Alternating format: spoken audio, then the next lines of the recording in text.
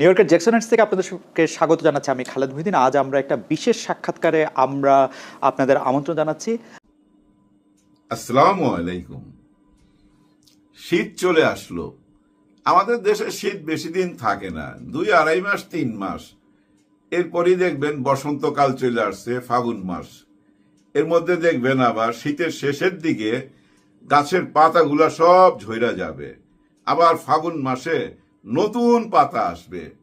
আমাদের দেশেও নতুন সরকার আসতে যাচ্ছে। 8 তারিখে নির্বাচন, ফেব্রুয়ারি মাসের 8 তারিখে নির্বাচন ঘোষণা করতে যাচ্ছে 2-1 দিনের মধ্যে। আর তফসিল কবে? তফসিল হচ্ছে ডিসেম্বরের 11 তারিখে। ডিসেম্বরের 11 তারিখে তফসিল ঘোষণা করে দিবে। 8 তারিখে মানে ফেব্রুয়ারির 8 তারিখে নির্বাচন হবে। তার মানে কি 18 তারিখে আমরা যে রোজাটা করতে যাচ্ছি নতুন সরকারের অধীনে। আবার দেখেন 21শে ফেব্রুয়ারি 21 তারিখে, সেদিনও আমরা নতুন সরকারের অধীনেই সেই গানটা গাবো, আমার ভাইয়ের রক্তে রাঙানো 21শে ফেব্রুয়ারি। সবকিছুই নতুন হয়ে যাচ্ছে। পুরানা সব পাতা ঝইরা যায়া নতুন পাতা আসতে যাচ্ছে নতুন বাংলাদেশে। খুব বেশি সাহিত্য রচনা হয়ে যাইতেছে, কিন্তু না, সোজা সাজায় কথায় আসতে হবে। এই মুহূর্তে দেশের কি অবস্থা? এই মুহূর্তে সবচেয়ে বড় অবস্থা হচ্ছে এবার কেয়ার হাসপাতাল, ওইখানেই সবাই দৃষ্টি।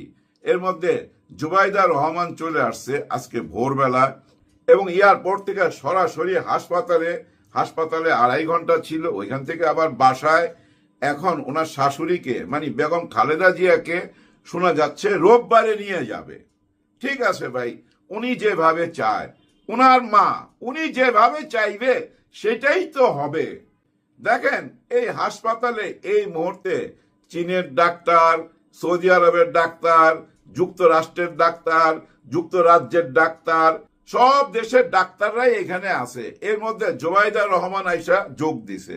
বাংলাদেশের ডাক্তাররা তো আছেই। এখন তারপরও যদি ওনারা মনে করে লন্ডনে নিয়ে গেলে ভালো হবে, অসুবিধা কি ভাই? আল্লাহ যা করে ভালোর জন্যই করবে, এইটাই আমরা ধইরা নিব। এখানে সমালোচনা করার কিছু নাই, কিন্তু একটা জায়গা থাইকা যায় সমালোচনা করার।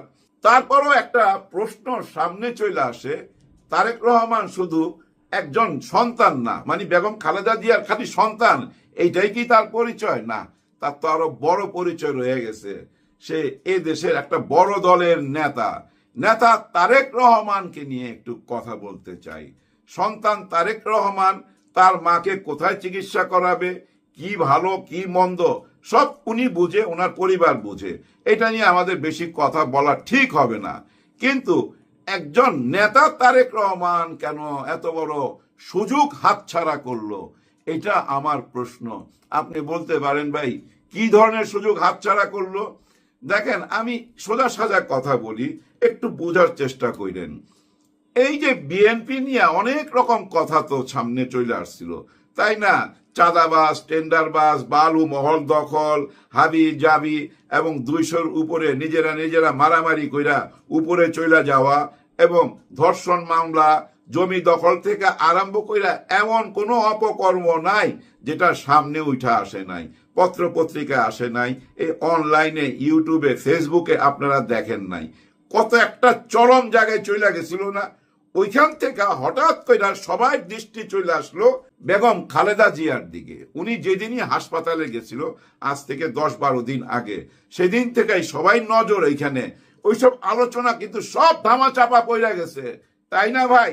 এই মুহূর্তে যদি উনি মানে তারেক রহমান, অর্থাৎ নেতা তারেক রহমান যদি চলে আসতো মার কাছে, তাহলে কি দাঁড়াইতো?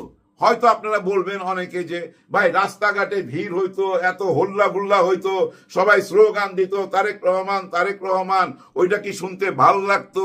এই যে রাস্তাঘাট জাম কইরা আইসা হাসপাতালে একটা গ্যাঞ্জাম হইতো না, আইসা উনি তো বুঝতেই পারছে ওনার মাকে বিদেশে নিয়ে যাইতে হবে, যার জন্য আসে নাই। এরকম হাজারটা যুক্তি দাঁড় করানো যাবে, কিন্তু ওই যুক্তিগুলা সবই অচল হয়ে যায় নেতা তারেক রহমানের কথা যখন আপনি সামনে আনবেন। কারণ সামনেই তো নির্বাচন, এই 8 তারিখে নির্বাচন ফেব্রুয়ারি মাসের, ডিসেম্বরের 11 তারিখে তফসিল ঘোষণা। তার মানে কি নেতা তারেক রহমান আসবে না? উনি যদি চলে আসতো, মনে করেন রাত্রে গোপনে আসতো, হেলিকপ্টার দিয়ে আইসা হাসপাতালে যাইতো, তারপরে বাসায় পুলিশ র্যাব পাহারা দিত, উনি সবাই সঙ্গে কথা বলতো, বিদেশি সমস্ত ডাক্তার তো এখানেই আছে, ডাক্তাররা ওনার মাকে দেখতো, উনি হাসপাতালে যাইতো আসতো এবং অফিস করতো, বাসায় বসতো এবং দেশে যে নির্বাচন ঘোষণা করে ফেলাইছে এই নির্বাচনটা কন্ট্রোল করত উনি সামনে থাইকা মাঠে থাইকা। এইটাই তো হওয়ার কথা না? এইটা যদি হইতো দেখেন, তাহলে কিন্তু দেখেন টোটাল অতীতটা ঢাইকা যায়া নতুন করে একটা জোয়ার আসতো, কিন্তু নিশ্চয় একটা জোয়ার আসতো, কারণ একটা বড় দল তো ভাই। এই সুযোগটা কেন উনি হাতছাড়া করলো এটা আমি জানি না।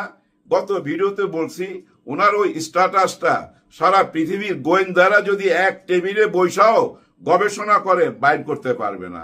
কারণ কি জানেন? এখানে সবকিছুর ঊর্ধ্বে মা, সবকিছুর ঊর্ধ্বে মা। সে মার ব্যাপারে যদি উনি সিদ্ধান্ত না নিতে পারে তাহলে উনাকে অ্যাডভাইস করে লাভ নাই। উনি অনেক বেশি ভালো বুঝে, মা উনার, কিন্তু চিন্তা সবাই। কারণ ওই যে উনি নেতা, স্বাভাবিক লোক হইলে ভাই কেউ কি ওনাকে নিয়ে চিন্তা করতো না। কিন্তু একজন তারেক রহমান তো স্বাভাবিক কেউ না, উনি একটি দলের নেতা। জিতা গেমটা কেন হাতছাড়া করলো আমি জানি না। উনি যদি চলে আসতো ভাই, অন্যরকম ঘটনা ঘটা যাইতো, অন্যরকম একটা জোয়ার আসতো। কারণ কি জানেন? সব দলের মানুষই, এই দেশের সবাই বেগম খালেদা জিয়াকে যে ভালোবাসে, শ্রদ্ধা করে, সম্মান করে, এর মধ্যে গত 10-12 দিনে আমরা সবাই তো বুঝা ফেলাইছি। সত্যকে অস্বীকার যায় তো লাভ নাই। সবাই দোয়ার কারণই ভাই ওনার স্পন্দন এখনো আছে। সবাই দোয়ার কারণই ভাই ওনার স্পন্দন এখনো আছে, এখনো উনি এই পৃথিবীতে আছে। যাই হোক, ওনার মাকে উনি লন্ডন নিয়ে যা চিকিৎসা করুক, তার মানে উনি এটা বুঝাই দিল আমি মার পাশে আছি। তার মানে উনি এইটা বুঝাই দিল আমি আমার মার পাশে আছি, আর আমার কর্মীদেরকে দেশের পাশে রাইখা দিলাম। আমি লন্ডনে আছি মার পাশে, তোমরা নির্বাচন করো, আমি পরে আসব। ভোটার হইলাম কি হইলাম না, আমি কোন দেশের নাগরিক কি নাগরিক না, এগুলো নিয়ে কোনো প্রশ্ন করে লাভ নাই, যেহেতু উনি মুখ খোলে নাই। কিন্তু আমরা অনেকে অনেক রকম কাহিনী বানায় নিছি তো, তাই না? যে উনি বাংলাদেশে আসলে লন্ডনে আর ফেরত যাইতে পারবে না, কারণ উনি রাজনৈতিক আশ্রয় নিছিল। উনি বলছিল বাংলাদেশে আমার জীবনের উপর হুমকি আছে, যার জন্য ইংল্যান্ড উনাকে আশ্রয় দিছে। এখন যদি বাংলাদেশে আসে তার মানে তোমার আর কোনো হুমকি নাই, তুমি এখন নিরাপদ, যাও তুমি তোমার দেশে থাকো বা আমার দেশে থাকো, কিন্তু আমার পাসপোর্ট পাবা না। আর ওইখানে উনি এখন কি ব্রিটিশ নাগরিক না বাংলাদেশের নাগরিক এগুলো আমরা জানি না। কিন্তু ওনার যে ব্যবসা বাণিজ্য আছে ওইখানে যে লেখা আছে, ওইখানে লেখা আছে উনি ব্রিটিশ নাগরিক। কারণ বিজনেস করতে গেলে আপনাকে তো বলতেই হবে আপনি কোন দেশের নাগরিক, ওইখানে ওনার নাম আছে, এরকম প্রমাণও অনলাইনে পাওয়া যাচ্ছে। যাই হোক, উনি যদি বিদেশ থেকে বৈশা ওনার দলকে পাশ করায় নিয়ে আসতে পারে, আমাদের অসুবিধা কি? কিন্তু অসুবিধা হইলো ওই জায়গাটাই মানুষ গুজব ছড়াইতে থাকে। দেখেন না, সবাই বলা বলি করতেছে -2, -4 কেন বলে জানেন? এই যে তারেক রহমান সাহেব আসতে পারলো না, না আসাতে আবার ওই যে সজীব ওয়াজেদ জয় একটা ভাষণ দিছে, ভাষণ মানে একটা ইন্টারভিউ দিছে। উনি ওইখানে বলছে যে ডক্টর ইউনূস -4 ফর্মুলা চালায়া যাইতেছে। -2 কি? এই যে জয়কে মাইনাস করছে, ওনার মাকে মাইনাস করছে, আর এই যে এখন লন্ডনে পাঠাই দিতেছে খালেদা জিয়াকে, এইটা একটা মাইনাস। তারেক রহমানকে আসতে দিতেছে না, এটা একটা মাইনাস। এই 4 জয় যখন এই কথাটা বললো তখন আমাদের দেশের টক শোতে ভাই এটা নিয়ে অনেক রকম আলোচনা চলে আসলো। তার মানে দেখেন, জয় যেটা বলে সেটাও কিন্তু একটা সাবজেক্ট হয়ে যাচ্ছে, আর ওই সাবজেক্টটার সাথে -2 -4 ফর্মুলা আইনা কত রকম কথা হইতাছে। হোক, হওয়াটা ভালো। কেন ভালো জানেন? এই ইউটিউব একটা ইন্ডাস্ট্রি,